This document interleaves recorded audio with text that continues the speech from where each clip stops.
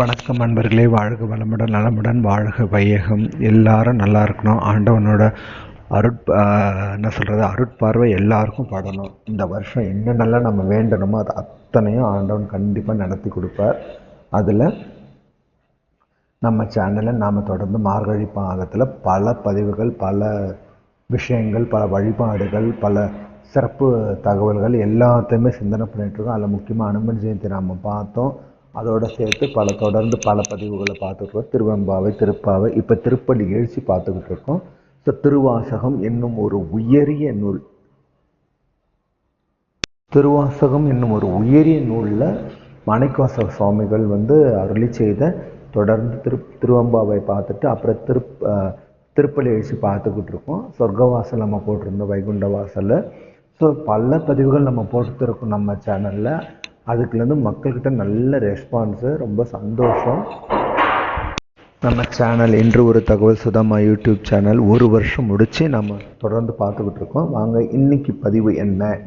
25வது நாள் திருப்பள்ளி எழுச்சி என்ன, திருப்பாவை பாடல் விளக்கம், சிறப்பு தகவல் ஸ்லோகங்கள், மந்திரங்கள் தவறாக படித்தால் படித்தால் வரணும், படித்தானால் போட்டிருக்கேன். அப்புறம் எப்படி முறையாக படிக்கணும், இதுதான் நம்மளோட இன்றைய பதிவு. பாடலோட முதல்ல திருப்பள்ளி எழுச்சி பாடலை பார்த்துட்டு அதோட விளக்கத்தை பார்த்துட்டு தாற்பரிய பார்த்துட்டு தொடர்ந்து திருப்பாவை, அப்புறம் சிறப்பு தகவல் பார்க்கலாம். வாங்க. பூதங்கள் தோறும் நின்றாய் எனின் அல்லால் போக்கிலன் வரவிலன் என நினைப்புலோர் கீதங்கள் பாடுதல் ஆடுதல் அல்லால் கேட்டறியோம் உனை கண்டறிவாரை. சீதங்கொள் வயல் திருப்பெருந்துறை மன்னா சிந்தனைக்கும் அறியா எங்கன் முன்வந்து ஏதங்கள் அறுத்து எமை ஆண்டருள் புரியும் எம்பெருமான் பள்ளி எழுந்தருளாயே. இதில் மாணிக்கவாசக பெருமாள் பாருங்க எப்படி இறைவனை சொல்கிறாரு. பூதங்கள் தோறும் நின்றாய் எனின் அல்லால், நீ யாரு? பஞ்சபூதத்தில் எல்லாத்துக்கும் தலைவன் நீ. உன்னை எப்படி சொல்கிறது? போக்கிலன் வரவிலன், போக்கும் வரத்தும் இல்லாதவன். ஏன்னா சிவபுராணத்தில் அழகான ஒரு லைன் வரும், போக்கும் வரவும் புணர்வும் இல்லா புண்ணியனே காக்கும் என் காவலனை காண்பறிய பேருளியேன்னு வரும். ஸோ அவருக்கு என்னது? பிறப்பும் கிடையாது, இறப்பும் கிடையாது. அதை தான் இவ்வளோ சொல்கிறார். உன்னை எப்படி சொல்கிறாங்கல்ல, நினைப்புள்ளோர். உன்னை எல்லாம் பார்த்துருக்காங்களா? கிடையாது. எப்படி உன்னை சரணடைஞ்சாங்க? பாடல்கள் மூலமாகவும் உன்னை சரணாகதி ஆடுதல் மூலமாகவும் தான் அவங்க உன்னை பார்த்து கண்டறிவார். ஏன்னா உன்னை யாருமே நேரில் பார்க்கல, எல்லாமே பாடல்கள் வாயிலாகவும் உன்னோட மந்திரங்கள் சோகங்கள் மூலமாக தான் உன்னை பார்த்துருக்காங்க. இப்போது அடுத்த நாளில் என்ன சொல்கிற பாருங்க. சீதங்குள் வயல் திருப்பெருந்துறை மன்னா. சீதங்குள்னா என்ன? குளிர்ந்த பிரதேசம், குளிர்ந்த சூழலில் இருக்கிற இந்த திருப்பெருந்துறை, இப்போ ஆவுடையார் கோயில் சொல்லக்கூடிய அந்த இடத்துல எழுந்தருளுக்கும் மன்னா, நீ என்ன சாதாரண ஆளா? எங்கன் முன் ஏதங்கள் அறுத்து, எங்களுக்கு உண்டான அனைத்து துன்பங்களையும் அறுத்து என்னையும் ஆட்கொண்டு அருள் புரியும் எம்பெருமான் பள்ளி எழுந்த அருளாயே. நீ எல்லாருக்கும் தகப்பன் சுவாமி. அப்போது இவ்வளவும் அருள் பண்ணின நீ எங்களுக்கு அருள் பண்ணக்கூடாதா? அதுக்கு கொஞ்சம் பள்ளி எழுந்து அருள்வாயேன்னு சொல்லிட்டு மாணிக்கவாசக சுவாமி பெருமாள் அழகாக விண்ணப்பம் செய்கிறார். இப்போ ஆண்டாள் நாச்சியார் அருளி செய்த திருப்பாவை.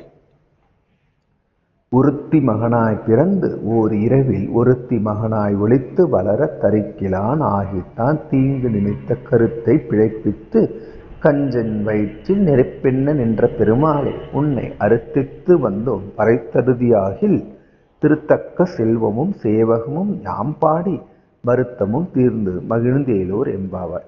எப்படி பாடுறார் பாருங்க. இப்போ எப்படி வாசுகி மகனா பிறந்தது, தேவகி மகனா பிறந்தது எங்க?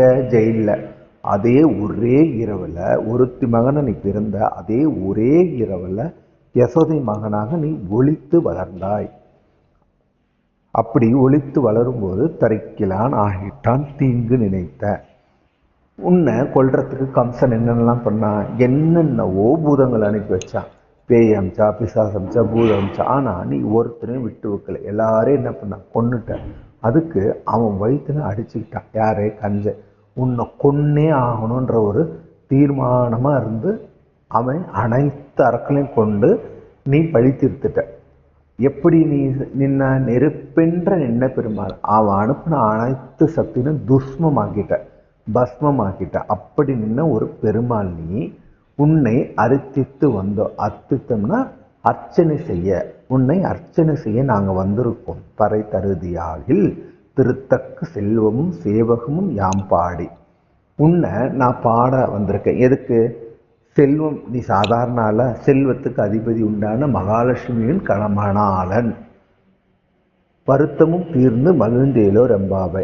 நீ எல்லாத்துக்கும் அதிபதியாக இருக்கும்போது உனக்கு எந்த வருத்தமும் இல்லை. ஆனால் எங்களுக்கு உன்னை சேவகம் செய்கிறது மட்டும்தான் வேலை. அதுக்கு நீ எங்களுக்கு காட்சி தரக்கூடாதா?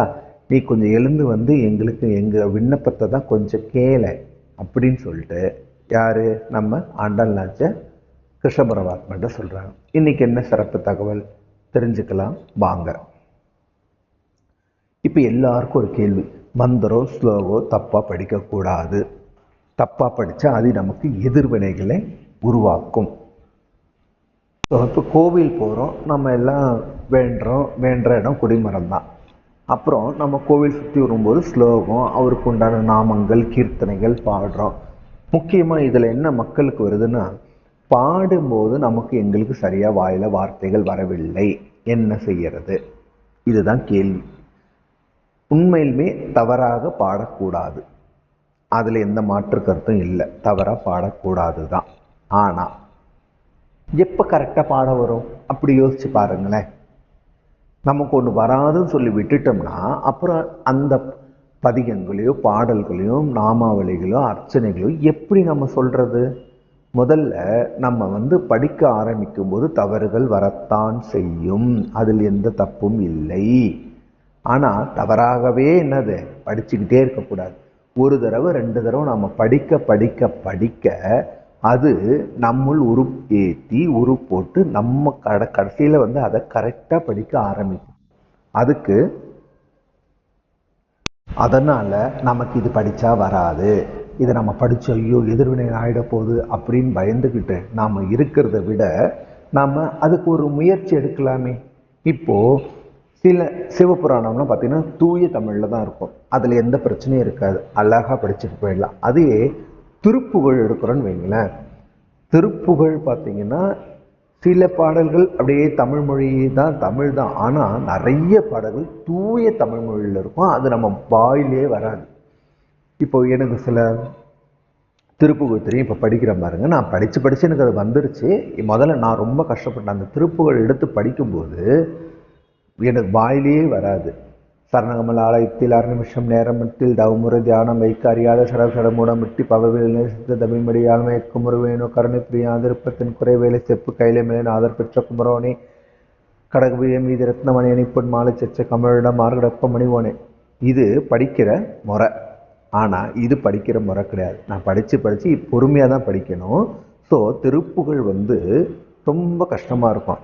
ஆனால் அதை படிக்க தான் நமக்கு அதோட அருள் கிடைக்கும். முருகப்பெருமானே நமக்கு நேரில் பக்கத்தில் உட்காந்து பாடுறான் திருப்புகழப்பா. அப்போ அந்த வாய்ப்பை நம்ம மிஸ் பண்ணலாமா? மிஸ் பண்ணக்கூடாது. அப்போ முதல்ல படிங்க, தவறுகள் வரட்டும் பரவாயில்ல, கடவுள் நம்மளை தண்டிச்சிட மாட்டார்.